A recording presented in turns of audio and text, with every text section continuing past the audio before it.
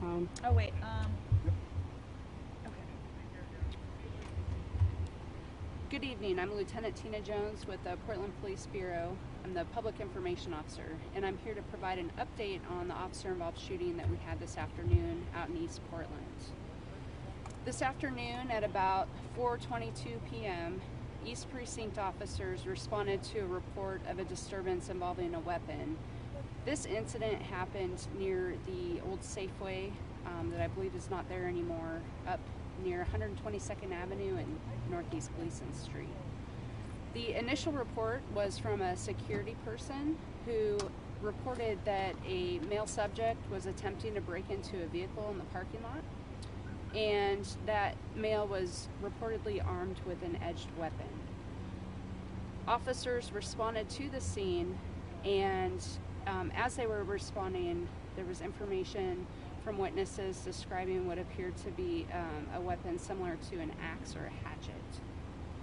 Officers encountered the suspect nearby, and less lethal munitions were deployed. We had an officer-involved shooting shortly thereafter, and officers attempted to provide emergency medical aid to the suspect at the scene, and they also called for medical personnel. The suspect was pronounced deceased at the scene. The officers that were involved in the incident are not injured, and our investigation is continuing.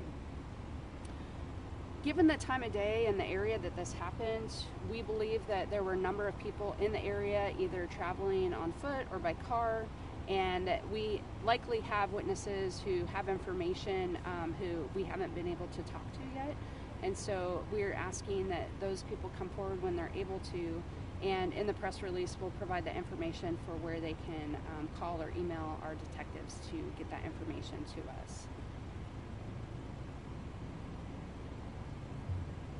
The incident, or the area where the shooting occurred was actually identified as about the 120th. Let me say that again. The area where the officer-involved shooting occurred was approximately 120th and Southeast Ash Street. That is a correction from the information that was put out earlier. It was not Ankeny. So again, Tina, your officers respond to a disturbance with a weapon, and before the gunfire, there were less lethal rounds, right? And were they beanbag? Can you elaborate? I'm not able to elaborate on the type of less lethal option that was used at the scene at this time, but yes, that's the sequence of events. The officers responded to a disturbance involving a subject who was reportedly armed, and when the officers arrived, less lethal was deployed, and after that, an officer-involved shooting occurred. Can you tell us at what point why they had to change to firing their weapons? What led up to that exactly? So we still have a lot of investigating to do. We don't have all of the interviews completed at this time to know what the officers were thinking or perceiving at that time. We have a whole process that is in place as far as our detectives, the information that they have to gather. We also have a simultaneous internal affairs investigation that looks into our policy and procedures. And so we likely won't have all the answers for questions such as that until this investigation is complete. This will also likely go to a grand jury, and a lot of times the investigators may not even have all the information that is provided to the grand jury. So information will come out as it's available, and won't interrupt the investigation. We would provide that for release, but I don't have that specific answer right now. Can you describe what the suspect was doing at the time? Was he threatening people? What was he doing with that weapon? I can't explain what happened at that exact moment. I wasn't there, and again, there's an investigation, and those are the sorts of things that our investigators will be looking at. Did you say how many officers fired their duty weapons? One, and no injuries? and the rest of it, yeah, no injuries to the officers, correct. What about less lethal? That I will have to check into. Okay. That we're looking at. And can you tell us whether this man still had that weapon, that hatchet, when that officer fired? We're looking into all of that at this point. I don't have that information right now. Has the weapon been found? I don't have information as far as specifics. We're still processing the scene at this point, and so, as we're able to release information, I'll try and do what I can to provide that. Someone told me that the guy actually got into the apartment complex over there and was shot over there. Is that true? I don't have that specific information. I have the approximate area where that happened, which is near 120th and Southeast Ash Street. Tina, can you just, obviously a serious situation out here, and you know, in all the reporting we've ever done on officer involved shooting, it's always a last resort, right? To go to the duty weapon, correct? And just talk about how officers try to diffuse the situation and go from there. So I can't really speak to all of that because this is an active investigation, and you know we really need to keep a neutral approach when we're trying to gather information in this. But we certainly have a lot of training that officers go through in the basic academy, advanced academies, and then our in-service training. And you know, these situations are very dynamic. I think a lot of you were out here not long after it and probably saw how many people were in the area.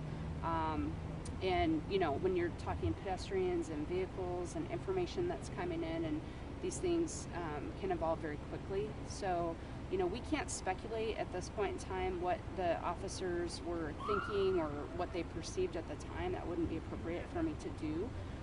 But like I said before, these are all things that we would be looking into, and our investigators will be asking the involved.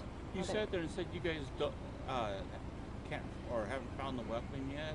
I didn't say that. I said I don't have all the information, and we're still conducting this information or this investigation. Okay, so this is all the information I have. Okay, because that person got video of the weapon. I don't have all of the information, and I would encourage anybody who has video to share it with us. So I really appreciate you guys, your patience, and as we have information for release, we will certainly be doing that. I will be putting out a press release with this information here shortly so that you'll have that as well. It'll also include some items as far as like our process and policies in case people have questions about that. Do you think identity of this person tomorrow, do you think, or? So, you know, releasing the identity of the involved is always tricky as far as the timing of it, because first, the medical examiner is the primary on any sort of death investigation, and they would have to identify the person who's deceased and then notify next of kin. And a lot of times, any delay in information getting out is usually around the notification of next of kin. So I can't really put a time frame on that, but we would push that out as soon as we can. We will be, in accordance with our policy, putting out the information about the involved within 24 hours as well. Thank you very much. Photos and videos of the suspect. Have you seen it? I haven't seen it. Like, you know, again, information is coming in. I'm not a primary investigator, and that's all stuff that we'll be sharing with our investigators. I'm not able to confirm any video or photos out there because I'm not an investigator, and I've released what I can. One more question. Can you confirm that there were 2 weapons, that there were more than one? So there was a report of something that was described as either a hatchet or axe, and then an edged weapon as well. Oh, so 2.